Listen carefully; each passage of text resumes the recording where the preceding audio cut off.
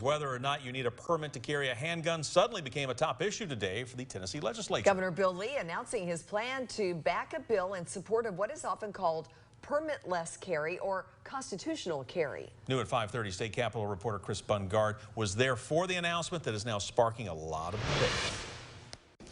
Once again, the governor called Republican lawmakers to stand beside him in this room as he announced support for a controversial bill. Earlier this year was support for banning abortion when a heartbeat is detected. Thursday, it was about the Second Amendment's right to bear arms. Today, I'm announcing that we will be joining 16 other states in this nation by introducing a constitutional carry law in the state of Tennessee. In front of an audience that included many red-shirted members of Moms Demand Action for Gun Sense in America, the Republican governor said the bill extends a Second Amendment right to carry a handgun to all law-abiding citizens with or without a permit who are 21 and older, except in restricted areas.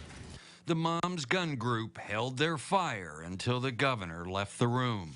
With the governor choosing to come out and fully support permitless carry the day after a mass shooting shows that he is pandering to the NRA instead of caring about keeping Tennesseans safe. Similar words came from a top Democrat.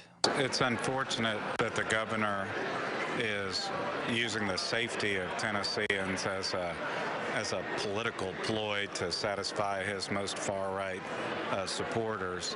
The top Republican leaders echoed the governor's words that not needing a permit to carry a handgun makes the state safer.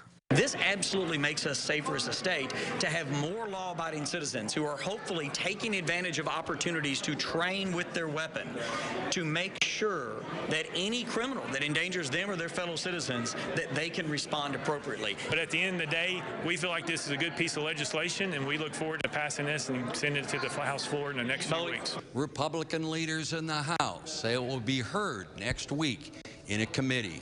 Reporting from the state capitol, Chris Bungard. And the proposed bill allows handgun carry without permits, but also includes additional penalties for firearm theft. Coming up at 6, we hear from gun rights advocates and concerned people in our community about how this bill could impact East Tennessee.